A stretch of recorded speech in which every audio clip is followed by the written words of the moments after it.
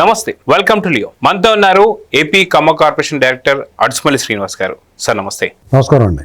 నంద్యాలలో రాజశేఖర రెడ్డి గారి విగ్రహాన్ని వైసీపీ కరుడుగట్టిన కార్యకర్తతో ధ్వంసం చేయించి అది మళ్ళీ కూటమికి సంబంధించి చేయించాలని చెప్పి మళ్ళీ ఒక విద్వేషాన్ని అయితే రెచ్చగొట్టాలని చెప్పి ప్రయత్నిస్తున్నాడు. వాస్తవానికి గత నుంచి ఎప్పటి నుంచో ఇలాంటివన్నీ ఉన్నా సరే ఇంకా ఇలాంటి అకృత్యాలు ఆపకపోతే ఎలా చూడాలి సార్? అతను కొంచెం మతిస్థిమితం లేదనే వార్తలు వస్తున్నాయి. కుటుంబ పరంగా కూడా అతనికి కొన్ని వర్రీస్ ఏ ఉన్నాయంట. అవన్నీ ఎక్కువైపోయి డ్రింక్ చేసేసి తర్వాత పార్టీ నాయకుల దగ్గరికి వెళ్తే వాళ్ళు పట్టించుకోకపోవటం ఇలాంటివన్నీ చూసిన తర్వాత అతనికి ఏమనిపించి ఉంటుందంటే, ఇలాంటి పార్టీలో ఉన్నాం మనకి ఎవడో సపోర్ట్ లేదు. ఇప్పుడు కొంచెం మా మానసిక సరిగ్గా లేనప్పుడు ఏమంటే అదే పట్టేసుకుంటుంది మైండ్కి. మనం ఒంటరి అయిపోయి మనం ఎవరు పట్టించుకుంటలేదు అనేటువంటిది వచ్చి అలా వస్తున్నప్పుడు రాజశేఖర రెడ్డి కనిపించుంటాడు విగ్రహం, దాని మీద పడ్డాడు. అది అంతే తప్ప వాళ్ళు కుట్రపూరితంగా అతను వెళ్ళి నువ్వు ధ్వంసం చేయరా మేమందరం అలర చేస్తామని అని చెప్పుకుంటారు. కానీ దీన్ని సిగ్గు లేకుండా ఈ ఇష్యూని వాళ్ళు అనుకూలంగా మార్చుకోవడానికి ప్రయత్నం చేస్తారు. వాళ్ళ మనిషి తెలుస్తుంది, వాళ్ళ కళ్ళు ఉన్నాయి కదా వాళ్ళకి. వాళ్ళు కూడా తిరిగిపోడు. అతను కూడా మరి అనామకుడు ఏదో దానిపోయే కార్యకర్త కాదు కదా, ఎవరో ఒక కౌన్సిలర్కో లేకపోతే కార్పొరేటర్కి ఎవరికో బాగా దగ్గర అనుచరుడు. ఇతని స్టోరీ మొత్తం వాళ్ళకి తెలుసు. ఇతని వర్రీస్ నంద్యాలలో మొత్తం అందరికీ ఇతని గురించి తెలుసు. పలానా వాడు ఇలా చేసాడని కానీ ఎందుకు చేసాడు ఏంటని చెప్పేసి వాళ్ళే ఇది పొరపాటు జరిగింది, మా వాడు ఇలా చేసాడు, మేము దాన్ని సరిచేస్తామని చెప్పేసి అనుకోవాలి. హుందాగా ఉండేది రాజకీయం. మోహన్ రెడ్డి గారు, చక్రపాణి రెడ్డి గారు వాళ్ళు ఇలాంటి కూల్ రాజకీయాలు, న్యూసెన్స్ రాజకీయాలు చేయకూడదు. మిగతా వైసీపీ వాళ్ళు కంటే వాళ్ళు కొంచెం బెటర్. ఎందుకంటే అతను పార్టీ మానేడు ఎమ్మెల్సీ రాజీనామా చేసి అలా వెళ్ళిన మనిషి చక్రపాణి ఆ హుందాతనాన్ని నిలబెట్టుకున్నాడు, గౌరవం పొందాడు. అంటే కొన్ని సత్సాంప్రదాయాలు ఉంటాయి, అవి పాటించినప్పుడు కొంత గౌరవం పెరుగుద్ది. ఇలాంటి కుళ్ళి రాజకీయం చేస్తే ఇలా విగ్రహం తీసేసిన వెంటనే వాడు ఎవడు చేసాడో ఏం చేసాడో ఎందుకు చేసాడో తెలియకుండా ముందు అడవాడు చేసాడంటే అది అప్పుడు కాసేపుడుకో కూసేపుడుకో తెలుస్తుంది.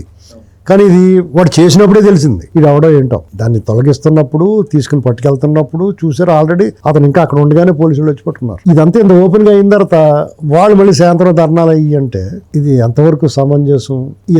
ఇతను కుళ్ళు రాజకీయం ఇలాగా ఏదో ఒక ఇష్యూని తీసుకుని అంటే ఇతను ఇష్యూ అలాంటి టేకప్ చేసాడు. మీరు చూడండి, 2 ఏళ్లలో చైన్ స్నాచింగ్ చేసి గంజాయి మొత్తులో ఉండి అందరిని ఇబ్బంది పెట్టి ఈ టైపు డ్రగ్ పెడలర్స్నే పోలీసు వాళ్ళు పట్టుకుని రౌడీ షీటర్ని ఫుల్ కోటింగ్ ఇచ్చారు వాళ్ళకి.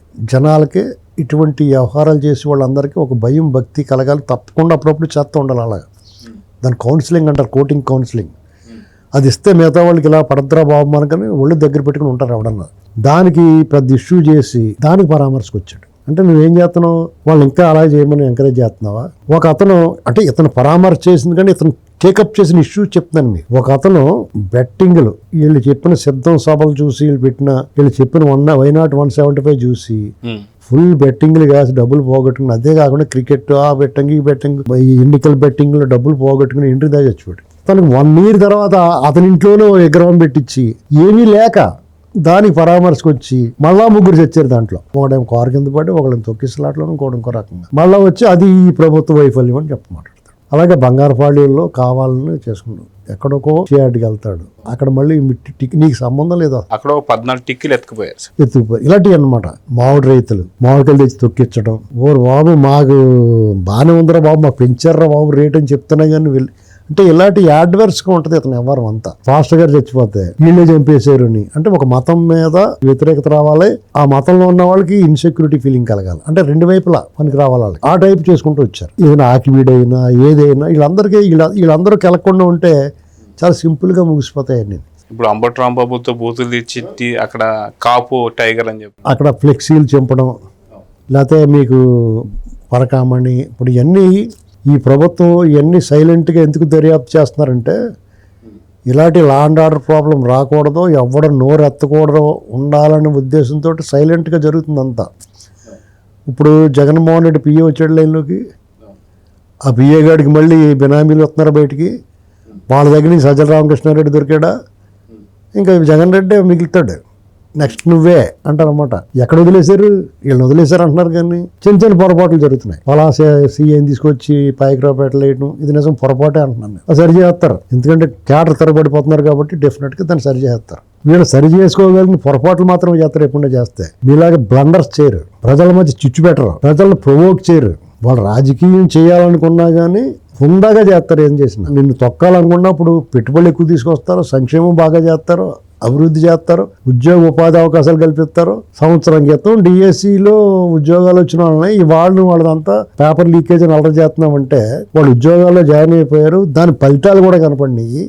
ఇవాళ వచ్చి 16,000 మంది భవిష్యత్తు నువ్వు ఏం ఆలోచిస్తున్నావు? 3 లక్షల మంది హాజరై ఉంటారు పరీక్షలకి, 16,000 మందికి ఉద్యోగాలు వచ్చిన మిగతా వాళ్ళు అందరూ నా వైపుకి వస్తారు కదా అని వాళ్ళు రేపు మళ్ళీ డిఎస్సి రాస్తారు కదా. నువ్వు ప్రతిదానికి ఎలా పెడుతుంటే రేపు పొద్దున వాళ్ళు రాసిన దానికి నువ్వు ఇలా కనమని గ్యారంటీ ఏముంది?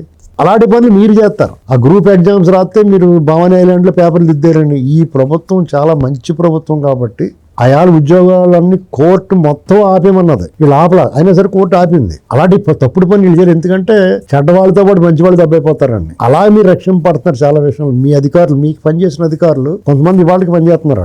వాళ్ళు ఏదైనా చేయాలంటే వాళ్ళు కన్ఫెషన్ చెప్పడమో, పొరపాటు జరిగింది అనటమో, లేదా ఇంక జాతకం ఉంటానంటమో జరిగి వాళ్ళు బతిమాలుకుంటే వాళ్ళు ఏమైనా ఉండిచ్చారేమో అనుకుంటున్నాను నేను. కొంతమంది తీవ్రంగా ఉన్న వాళ్ళు పక్క దోశారు. కేవలం నీతో పాటు సావాసం చేసినందుకు, నీ సాంగత్యం నేర్పినందుకు, నీకు సహకరించినందుకు వాళ్ళ జీవితాలు పోతున్నాయి. ఐఏఎస్లు కావచ్చు, ఐపీఎస్ కావచ్చు. ఇంకా మీరు మారరా? ఇంకా ఇంతేనా? నువ్వు రాజకీయం ఫెయిర్ గా చేయబోయా, ఫెయిర్ గేమ్ ఆడు. ఫెయిర్ గేమ్ ఆడితే ఇవ్వాలి కాబట్టి రేపన్న పని జరుగుద్ది. 2 ఏళ్ళు అయిపోయింది. అసెంబ్లీకి అడుగు పెట్టకపోవడమే నువ్వు ప్రథమ తప్పిదం అనేది. నువ్వు సింహం, సింగులు ఇలాంటి మాటలు చెప్పుకోవడానికి అసలు అర్హత లేదు నీకు.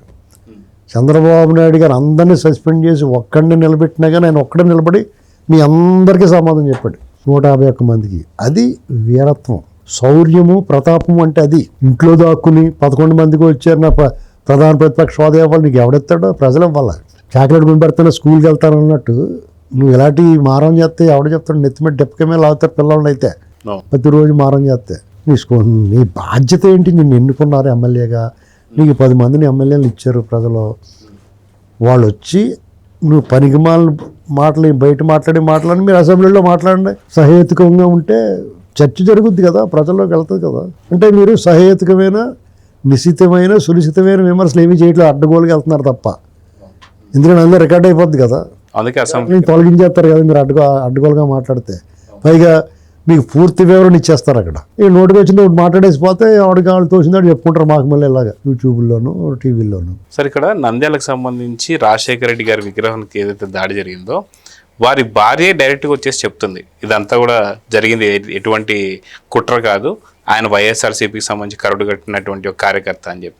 అయితే జగన్మోహన్ రెడ్డి గతంలో సొంత తండ్రి శవంతోనూ రాజకీయాలు ఆడి ఇప్పుడు విగ్రహాలతో కూడా రాజకీయాలు ఆడుతున్నాడంటే ఎలా? అంటే జుగుప్స్ కలుగుతున్నాయి వాళ్ళు రాజకీయాలు చూస్తుంటే. అంటే రాజకీయాలు చేస్తారు, ఎటుకాలానికి ఒకసారి చిన్న ట్రిక్ ఏదో చిన్నదేదో చేస్తే అది విచిత్రంగాను కొంచెం గొప్పగా కూడా అనిపిస్తుంది తప్పుడుదైనా సరే. ఇక ఇదే పని మొదలెడితే ప్రతి దాంట్లోనే రాజకీయం అయితే అసహ్యంగా ఉండదు. గులకరాయి డ్రామా అడిగాడు, అందరూ నవ్వేసుకున్నారు. అప్పుడు అది ఫలించదు కూడా.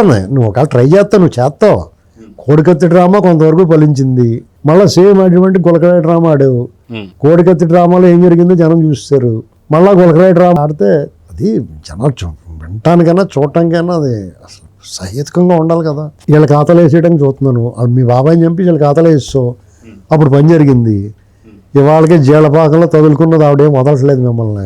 ప్రతి దాంట్లోనే ఇలాగే చేస్తున్నారు మీరు. మీకు ఖచ్చితంగా మీ వెనకాల అంబటి రాంబాబు, మాకు చంద్రబాబు నాయుడు గారు, ఈయన రేవంత్ రెడ్డి కుమ్మక రాజకీయాలు అన్నాడు, కానీ మీది రంకు రాజకీయం. ఎంతసేపు అడ్డదారులు, ఫేక్ బతుకే ఫేక్, ఆడేదేమో ఫౌల్ గేమ్. ఫేర్ గేమ్ ఎప్పుడు ఆడరు మీరు. జనాలకు అర్థం అవునంత కాలం మీకు పని జరుగుతుంది ఎంతో కొంత.